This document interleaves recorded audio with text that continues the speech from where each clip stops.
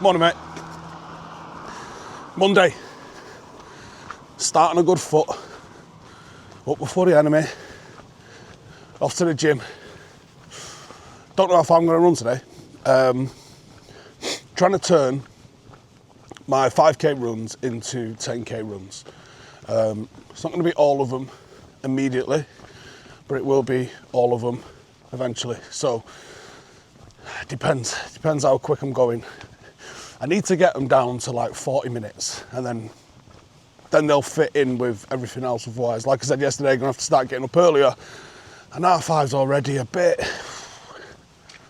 I'd love it to be 6, to be honest. But to get everything that I need to get done, it's got to be R5. So I can just get them runs just that little bit quicker, get in the mix, and then we're happy days. But yeah, I'm trying to turn those 5Ks into 10Ks. So I don't know, maybe today's 7 or 8, something along those lines. And then it's legs, and it's off to work after taking the little one to school. I'm on my Rio this morning, and I believe we've got at least one guest, there might be 2 on with us, which should be interesting. I'm not saying who just yet, but it's probably worth tuning in for.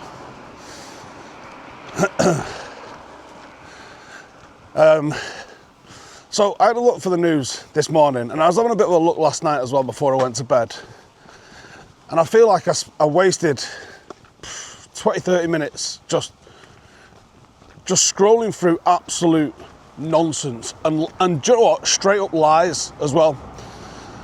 So it's my own fault on some of the ones that I was looking through. Your caught offsides and your 90 minutes and those sort of aggregators. But then the Mirror had honestly 4 or 5 articles that were like, is this written by a journalist or AI? Because it's pathetic. And the ambiguous wording is a fucking nightmare, man, honestly. Trying to read through some stuff where you just go, this is just bollocks and lies. Steve Parish talks about Wharton and Man United links. And you read it and the quote is, he's obviously been asked about Wharton going to United. And he's like, I've no idea. His reply is, I've no idea where that comes from. And you're like, could you imagine any other industry where they just twist nonsense like this to be able to get Manchester United into anything? There was another article which was like something about Wharton and Kobbie Mainoo. Mainoo's attitude in question, and he gives one word answer, and you're like, oh.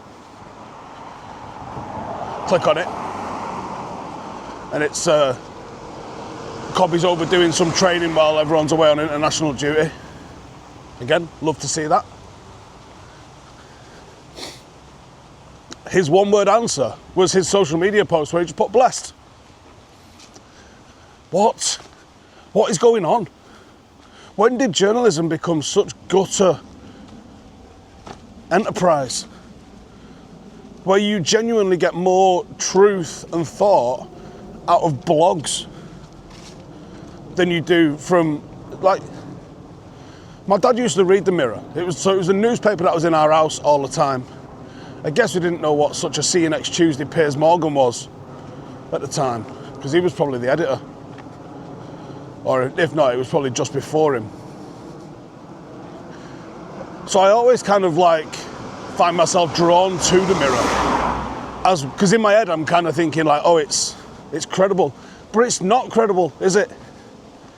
It's right alongside the Sun. And by the way, I don't know if you saw it, the back page from everyone's least favourite Manchester United journalist last week about Amorim, like a song about Amorim getting a sack from what is supposedly a Manchester United supporting, like I said, supposedly, Manchester United supporting journalist.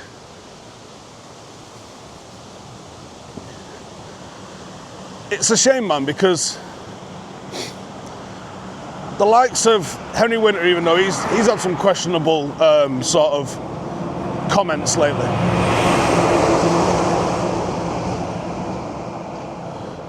But the likes of Henry Winter and, by and large, the boys at The Athletic are very, very, very good at what they do.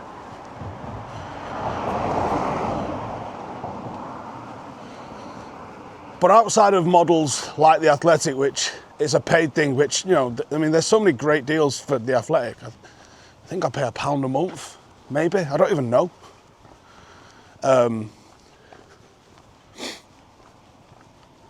Outside of them, genuinely, how is that industry surviving? Because when it's a race to the bottom, and you're required, from what it looks like, the Mirror are required to put out at least one Manchester United article per hour. Genuinely, that's what it looks like. If you're required to put out one Manchester United article an hour, where's the quality? Where's the opinion? Where's anything? You can't just be making articles based on lies, or write something every time there's a social media post. You can't, there's no article to be made, mate, every time there's a social media post. And guess what? If you're doing that as a job, you need to go work in Greggs. Because you're adding literally fuck all to the world that AI can't do. Or if it can't do it, give it about 20 minutes and it'll fucking learn to do it. Why are they going to pay you 25, 30 grand a year when they can literally fucking get AI to do it for 20 quid a month, if not free? And if journalism's dead, it's shitty journalists that killed it. Because I think the likes of The Athletic are proving, by sheer account of the fact that they are still a business, that's, how long's The Athletic been involved in football in this country now? Probably, what, 4 or 5 years? Only seems to be getting bigger, doesn't seem to be getting any smaller. I know it was initially backed by the likes of New York Times, but I think it's profitable. It appears to be. Whereas you look at some of the other stuff going on and you think, genuinely, no idea how you're going to survive. Like, who's buying newspapers? I'm sure someone is, but I don't know who. And you think, like,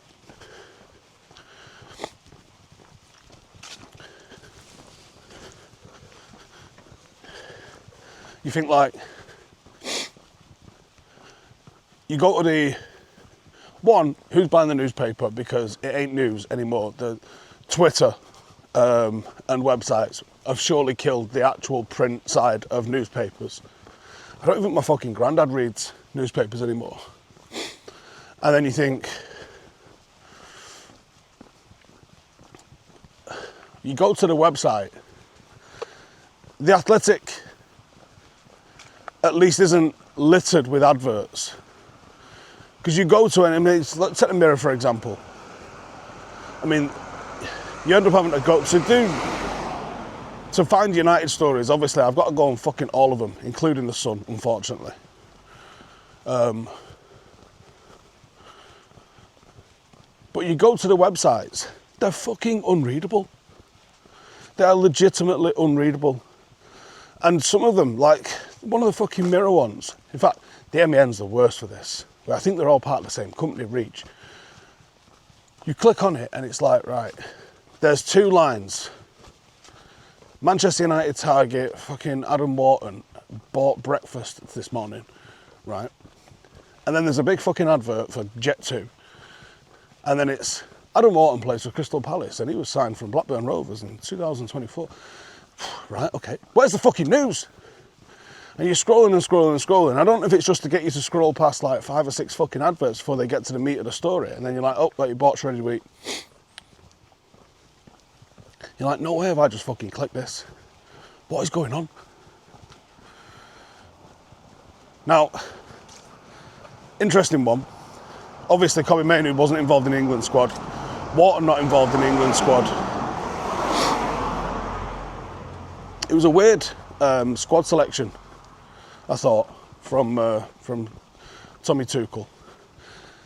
They've obviously got the second game, Latvia, tomorrow. I think that's an actual qualifier, whereas the Wales game was a friendly. And I know we spoke about this a little bit on XG Files, but I'm glad the England manager has called out the England fans. I already said what I had to say about that on XG Files last week, but I'm glad he has. And loads of people in reply in the comments was like, England should play regionally and go and take it on tour. You're right, they should, but they won't. And maybe that might be a way to ignite some of the friendlies, actually. Maybe keep the qualifiers at Wembley, but take the friendlies to St James's Park, maybe even to Ellen Road. And not necessarily Old Trafford, because I believe Old Trafford has slipped down the ranking, but you could take it to Old Trafford if you wanted to maximise the exposure because of the number of people that you can get inside Old Trafford. But take it to the Etihad, take it to Anfield, take it to Goodison, to their new ground. Take it to different parts of the country. Because what time did that kick off the other day? 8 o'clock. What kids around the country can get to London, unless you live in London, for an 8 o'clock kickoff? And London ain't Britain, mate, or England. It's one city. It's a big city, but it's one city. And yes, it's the capital city, but it's one city.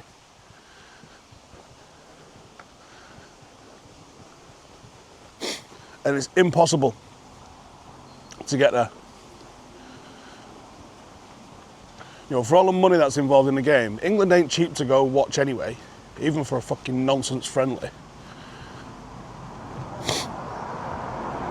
But yeah, it'd be a good idea if you actually spread the wealth and shown it around the fucking country. Keep the qualifiers there. But they spent so much building Wembley, and the cost of Wembley is a fucking joke. The cost of building anything in Britain's a fucking joke because of legislation, mostly, and bollocks.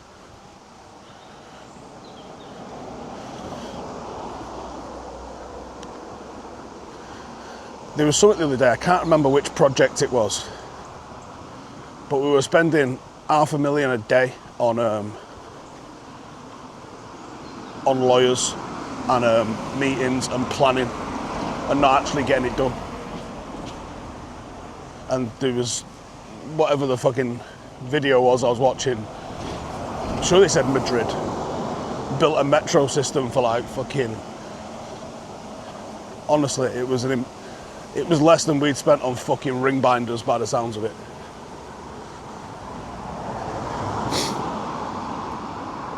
But yeah, because they spent so much building Wembley,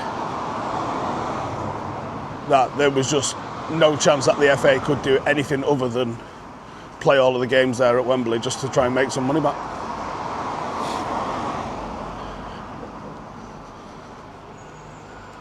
But yeah. Anyway, it's Monday, innit? United Liverpool on Sunday. Oh, that's a little bit of good news, potentially. Cunha went off injured over the weekend. And I would argue that they don't really have any level of depth at centre-half. They've got a lot of depth in pretty much every other position and could probably swallow every single other player in that side, maybe Mo Salah aside, being injured, and still have a fucking great team. Whereas I think if they lose one of the centre-halves, they're in the shit a little bit.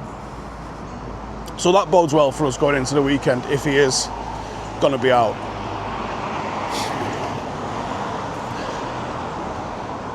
But it's going to be a tough game, man. I'm debating doing a couple of videos that I'm circling, getting written today. Although, actually, I might end up getting nothing written today. When I get in I've got a quick video to do, which I think is going to be about Lisandro Martinez and what to expect on his return, which is due to be this month. Probably not too far away now. But yeah, what to expect from Lisandro Martinez on his return. And then I was thinking about a video about why Liverpool have been so bad, like specifically what's been bad about them. But might be going on an adventure today. Unfortunately, not my normal sort of adventure. I'm going to Swansea. And I wish it was for something cool. It's not really. I mean, it is, but it's not.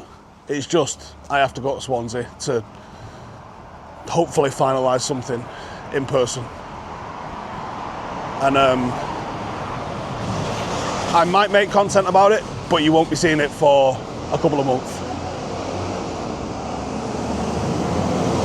The problem with driving to Swansea, well, the problem with going to Swansea is you've got two choices, right? You can go on the train. It takes about 6 fucking hours. It takes 4.5 hours on the train, and that's just to get me into Swansea Centre. It doesn't actually even get me to where I need to be, which is not quite Swansea Centre. So it takes 4.5 hours. The pros of that are I could actually do some work while I'm driving. But it doesn't quite get me where I need to be. I'd have to get a fucking taxi to where I need to be. And then once I'm done, do it all in reverse. And then obviously you're waiting on timetables and all that sort of stuff to get back then, aren't you?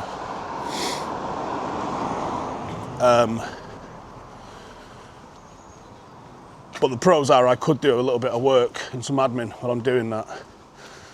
The cons are I'd need more flexibility than that's going to afford me. Anyway, got to make a call as soon as I'm at the gym. If I get the green light, I'm off to Swansea. But yeah, that's that. I'll tell you what, some really good chats going on in the Inner Circle Telegram group last night, which is all the Patreon members, people talking about fitness and this, that and the other. And I dropped in my current training program that I'm doing. And like I said, it's a lot. I'm doing a lot. I couldn't just start it, and I wouldn't recommend just starting what I'm doing at the moment. But I'm in a real nice groove with it. Like, I'm in a great spot with what I'm doing. And I've kind of fit what I'm doing around the things I have to do, responsibilities I have to do in my life. So, you know, I'm up and out before 6 a.m. to get 2 hours in the gym before I have to do the school run.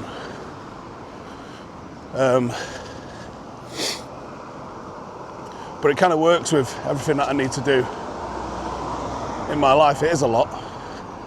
But if you're interested in seeing what that is, I will put it out as a Patreon link straight into the Patreon as an app a little bit later.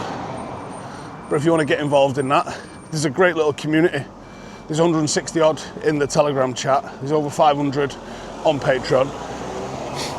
If you want to get involved in that, hell of a little community bubbling up. And like I said yesterday, probably going to do like a Yorkshire Free Peaks or a National Free Peaks or something like that soon. So if you'd like to get involved, we'll do a little meet up like that. And I'm literally just waiting on the flyer for IRL Fest. And then as soon as we've got the flyer for IRL Fest, we are going to be sorting the tickets out. So, if you're down, hit the link in the description, come and join Patreon, and let's get stuck in. But yeah, it's Monday. We're starting on a good foot. We're getting it done. No excuses. If you're tired, shut the fuck up and get it done. Just do it fucking tired, innit? You know what you need to do. Stop fucking about, get it done. See you later.